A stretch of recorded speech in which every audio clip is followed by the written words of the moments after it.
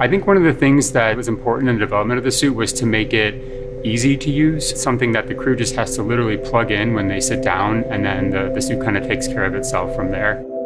So the suit is really kind of one part of the bigger Dragon system. It's really part of the vehicle. So we think of it as kind of a suit seat system. So the seat that the crew is in and the suit are in a lot of ways working together. And so it made sense that we were designing Dragon in-house to also design the suit. Our spacesuit is completely designed in-house. It's built here in Hawthorne, California, in the same building as the rocket and the capsule. The spacesuit is custom made for each crew member, and that is to optimize the fit for the crew member. We definitely wanted to innovate, and we wanted it to look inspiring, but first and foremost, we wanted it to be safe and reliable.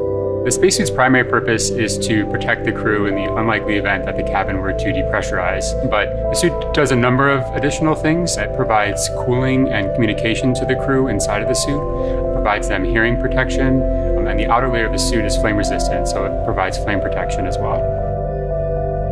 When the crew gets in the capsule, they get in their seats and they plug the suit into the umbilical that's attached to the seat. And the umbilical is providing everything that the suit needs. So it provides the avionics or electronics for communications, it's providing the air to cool the suit, and then it also provides gas when needed to pressurize the suit. So it's really a single point that lets the suit do all the things that it needs to do.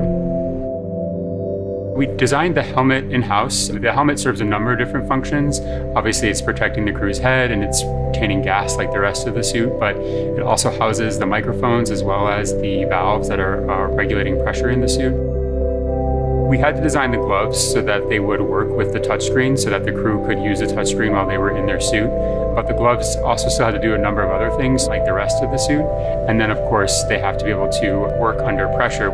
I think one of the things that's cool about the suit is it's not just a piece of hardware, it's not just a suit. It's a very personal thing to work on for everyone on the team who's been building these, and so it's a really amazing thing.